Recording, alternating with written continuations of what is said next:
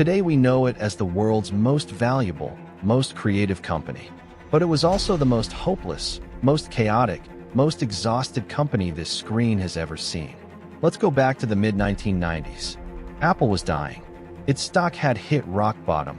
No one was buying its products. Engineers were resigning, and the savior was the man they saw had to knock on Microsoft's door. This is the story of Apple's 12 years without Steve Jobs and how it nearly went under.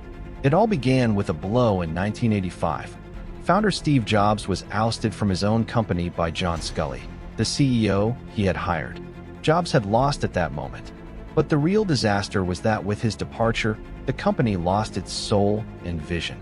Throughout the 90s, Apple released dozens of products that were complex, expensive, incompatible with each other, and failed to understand what consumers wanted. The Macintosh Performa, the PowerBook series. The names were confusing, the marketing was terrible, and the infamous Newton MessagePad, a product that promised revolution but was incapable of recognizing handwriting and became a laughingstock.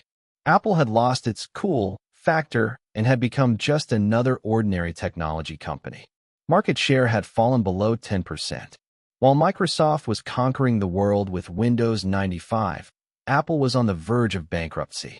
By 1996, the situation was so dire that Apple began searching for an operating system that could save it.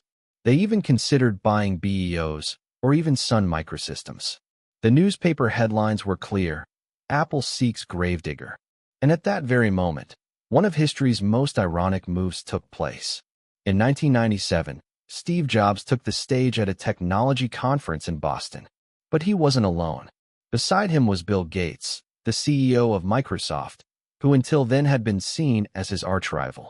And Jobs displayed a giant image of Bill Gates on the screen.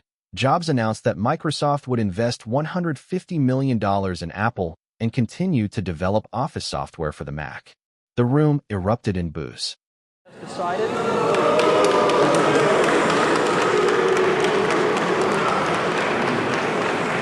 Apple has decided. It seemed like the moment Apple had thrown in the towel. But in reality, this move demonstrated Jobs' genius. The cash injection and Microsoft's continued support gave Apple a vital lifeline.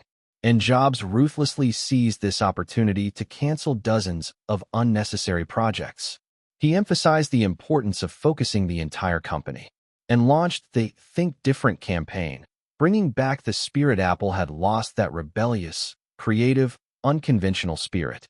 He offered not just consumers, but employees a goal, a belief. You know the rest. iMac, iPod, iPhone, iPad. All are the products of this company reborn from its ashes. So what do we learn from this? Apple showed us that sometimes, to save a brand, you need to return to the visionary who first created it, to that original source of inspiration. If you have a loyal customer base, they can carry you through even your darkest days. Which major tech company do you think might be experiencing a similar identity crisis today? Share your thoughts in the comments. And in the second part of our series, we'll see how a small company that rented movies to homes transformed into a global giant after receiving a mocking rejection from a giant competitor. See you in Netflix's story. Don't forget to subscribe and turn on notifications.